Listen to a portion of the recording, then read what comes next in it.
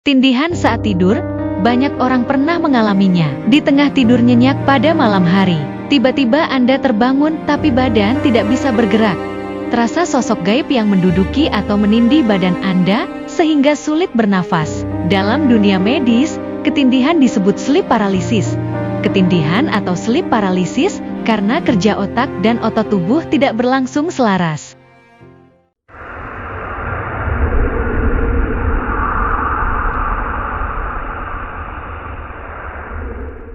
Assalamualaikum warahmatullahi wabarakatuh. Hai Sobat Jagat, gimana nih puasa kali ini? Lancar nggak? Saya yakin Sobat Jagat di rumah pasti lancar nih menjalani puasa kali ini. Nah, di bulan Ramadan kali ini, pola tidur kita pasti akan sedikit tidak teratur gitu kan. Ada yang sering begadang atau gimana ya. Nah, saya juga nih dalam pola tidur saya kali ini sedikit agak kurang teratur Sobat Jagat.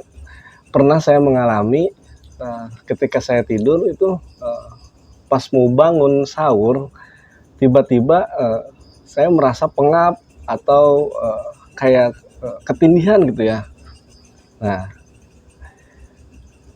benar sekali apa yang kalian pikirkan sama dengan saya, yaitu ketindihan, erup-erup. Nah, di episode kali ini kita akan membahas tentang ketindihan yang banyak sekali orang yang pernah mengalami ini gitu kan. Dari orang yang percaya dengan makhluk halus sampai yang tidak percaya dengan makhluk halus itu sendiri pasti pernah mengalami yang namanya ketindihan ini. Nah, bersama saya Indra dan Kang Dio akan membahas ketindihan di Jagat Pasundan 19, The Story of Mystery.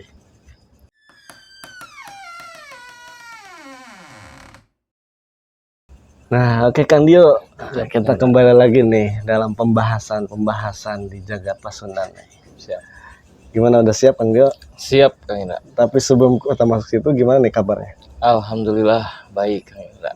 Puasanya gimana Kang? Lancar nggak Kang? Alhamdulillah puasanya masih ya, lancar. Masih lancar ya. Betul. Sampai sekarang. Nah, sekarang kita mau bahas tentang ketindihan Kang Dio. Atau ya. erup-erup yang biasa kita sebut erup-erup gitu kan. Iya. Nah, kalau di medis itu kan namanya sleep paralysis gitu ya. Iya, atau di mana apa namanya? berhenti. Otak dengan tubuh ini belum sinkron gitu kan. Kalau dalam ilmu medis ya kan. Ya.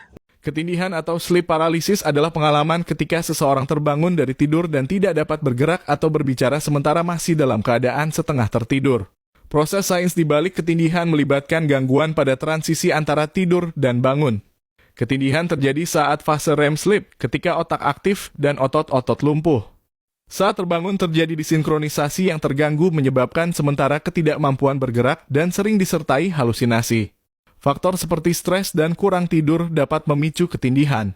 Ketindihan umumnya adalah pengalaman yang tidak berbahaya dan biasanya berlangsung beberapa detik hingga beberapa menit sebelum tubuh kembali dapat bergerak secara normal. Nah, kalau menurut ilmu dari mistis, bukan ilmu berarti ya, dari segi kemistisan gitu kan, itu apa Kang? Kayak gimana Kang? Menurut informasi yang pernah saya baca juga Kang Indra, atau pernah membaca, atau saya pun pernah mengalami itu Kang Indra, kejadian ketindihan atau erup-erup itu ya, biasanya sih dari pastinya ada gangguan sih Kang Indra dari sosok-sosok tertentu, dan yang pernah saya tanyakan juga dan ketahui itu sosoknya banyaknya sih yang ya saya juga kaget Kang Indra, karena ternyata bukan hanya sosok yang menyerupai seperti kuntilanak atau tinggi besar saja Kang Indra, sosok yang sering melakukan atau mengganggu gitu kan. Ternyata dari yang bentuk binatang pun ada. Oh, bentuk binatang ada Kang? Betul. Nah, Kang Dio sendiri pernah mengalami ya Kang namanya erup-erup ini? kebetulan saya juga pernah mengalami Kang Indra, itu kejadiannya tuh waktu saya masih sekolah SMP nanti Kang Indra. Itu sekitar jam 11. Itu saya Malam ya, lagi, Kang? betul, jam 11 malam itu saya lagi menonton TV di ruang tengah karena itu sekalian menunggu saudara saya pulang kerja karena dia kebetulan shift 2 dan pulang malam jam 12. Itu saya memang suka menunggu saudara saya pulang karena untuk menutup pintu ya. Betul. Jadi ketika saya lagi asik nonton, posisinya saya tiduran gini Kang Indra, selonjoran gitu kan, lagi fokus nonton TV, itu saya ngerasa cuman kayak bukan ketindih Kang Indra. Jadi pertamanya tuh kayak ada sesuatu yang mengagetkan dari belakang Kang Indra. Jadi ketika saya lagi nonton gini, gitu kan, dari belakang tuh saya ngerasa memang kan kerasa gitu ya, kalau merinding gimana, ada yang ngedeket secara cepat, langsung wah gitu Kang Indra. Kayak ngagetin aja gitu kan, kayak ngagetin. Saya balik badan, cuman gak ada siapa-siapa Kang Indra. Nah terus gimana Kang? Ya yang jadi parahnya tuh, saya kan memang penakut gitu Kang Indra. Saya mau lari ke kamar ibu saya, padahal jaraknya tidak gak terlalu jauh gitu kan. Itu susah banget Kang Indra. Mau bangun dari posisinya tiduran, mau bangun lari itu nggak bisa. Kayak ada yang nahan gitu. Kayak ada yang nahan. Saya itu sampai merangkak Kang Indra masuk ke kamar tuh. Itu pun merangkak pun susah. Harusnya kan merangkak cepat ya, gitu kan, walaupun merangkak. Ini mah kayak ada yang menahan narik kaki gitu tuh, kayak ada yang narik Kang Indra. Itu wah ngerangkak gitu kan, capek. Setelah masuk ke kamar, saya ditendang pintu kamar ibu saya, itu langsung lega Kang Indra. Langsung kayak yang capek. Tapi posisi udah ada di depan. Udah masuk saya lah Kang Indra, merangkak gitu kan. Langsung masuk, saya tendang pintu kan. Sambil posisi masih tiduran tuh kan. Itu langsung kayak gimana ya, ngos-ngosan Kang Indra. Berat banget. Di situ aneh benar. Tapi sosoknya kelihatan ya Kang? Sosoknya nggak tahu, saya juga Kang Indra. Apakah itu karena posisinya saya takut gitu kan, nggak tahu gimana. Cuman itu benar rasanya berat banget Kang Indra. Sampai ngos-ngosan lah. Gitu kan, kayak yang kita habis jogging atau gimana gitu kan. Iya.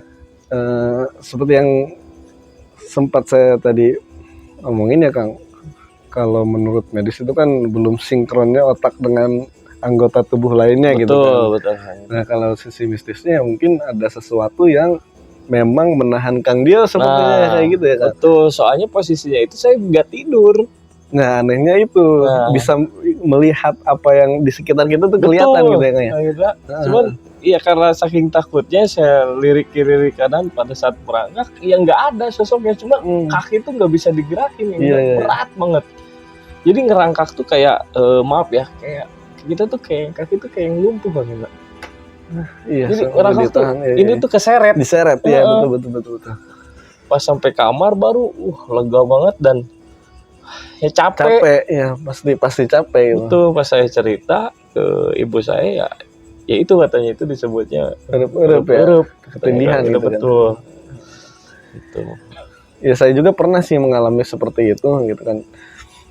Ketika saya tidur, kalau saya kayak ada yang menindih aja gitu kan, menindih di dada saya gitu, dan sosoknya pun terlihat samar gitu ya, ada gitu. Betul. Ada sosoknya, terlihat sosoknya kalau saya gitu, terlihat sosoknya. Dan ketika nih anehnya gini, ketika saya mengucapkan misalnya kalimat-kalimat Allah gitu ya, dia tuh mengikuti kan. Bukannya pergi tapi bukan mengikuti ya, tapi mengikuti. Itu yang jadi bikin saya tuh ya serem ya, harus gimana lagi gitu kan. Kita udah berdoa makin tapi panik tapi dia malah mengikuti gitu kan? doa kita gitu. Betul. Saya langsung ini gimana gitu kan, panik saya di situ, langsung mau bangun gimana susah, ngap gitu. Sampai akhirnya saya coba paksa berhenti sejenak gitu kan, merilekskan badan gitu. sampai langsung kita hentakan sekaligus gitu. Oh iya. Langsung wah itu capek banget emang Betul. bener kan. Cuman erup-erup ini memang kejadiannya itu bukan hanya ketika tidur sih Kang Indra. Nah iya. Soalnya kakak saya juga pernah. Itu kejadiannya apalagi waktu sholat Kang Indra. Itu gimana ceritanya kan? Jadi kakak saya pernah bercerita itu beliau itu waktu menjalankan kalau nggak salah sholat tahajud atau sholat subuh gitu pokoknya itu kan ketika dia shift 3 di tempat kerjanya. Kang Indra itu memang ada musola kecil, katanya dia lagi sholat pas melakukan sujud bangun itu susah Kang Indra. Kayak ada yang nindih. Pas mau bangun Saya baru dengar tuh kayak gitu. Makanya itu saya juga baru-baru tahu juga ternyata bukan hanya ketika kita tidur gitu. Ketika kita sadar pun karena kan yang pertama mungkin yang saya alami, kedua kakak saya juga ternyata mengalami apalagi waktu menjalankan ibadah. Iya. Sangat aneh ya. Betul. Cuman katanya kakak saya bercerita gitu kan ke ibu saya, kebetulan ibu saya juga peka gitu kan terhadap hal-hal seperti itu. Memang kakak saya juga kan ibu saya bercerita, kakak saya bercerita dulu gitu kan. Kata ibu saya sosoknya perempuan yang menindihnya itu. Terus kakak saya ya membenarkan juga, bukan membenarkan sih, seperti sebelumnya memang dia mendengar ada yang nangis. Iya sebelum ke musola melakukan ibadah itu. Iya, masih menjadi misteri juga sebenarnya kan fenomena ketindihan ini gitu. Iya. Soalnya kita tidak bisa yang pertama kita nggak bisa ada yang seperti Kang Dia tadi tidak bisa melihat wujudnya apa gitu kan. Iya. Yang kedua tuh seperti kasusnya kakaknya Kang Dia itu kan sebenarnya posisinya sedang sadar 100% sedang ibadah gitu kan, sedang beribadah.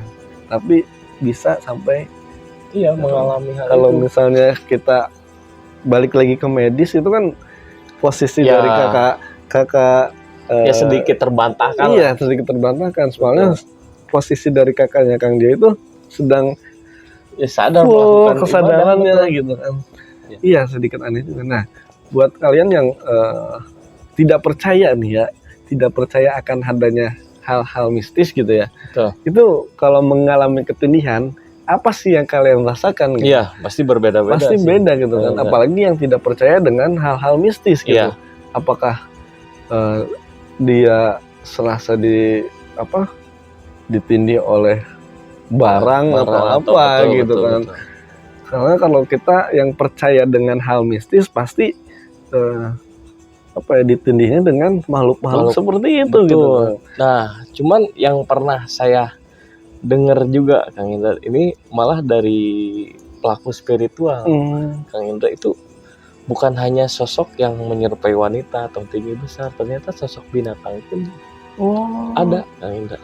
Itu kalau di Sunda mah disebutnya kalau di Indonesia mah laba-laba ya, kalau di Sunda tuh lamat lancah. Cuman katanya diidentifikasinya itu dari jumlah kakinya Kang Indra. Jumlah kakinya itu berbeda dengan pada umumnya gitu kan, biasanya normalnya ada 8 gitu atau berapa. Nah ini ada satu yang hilang gitu ya.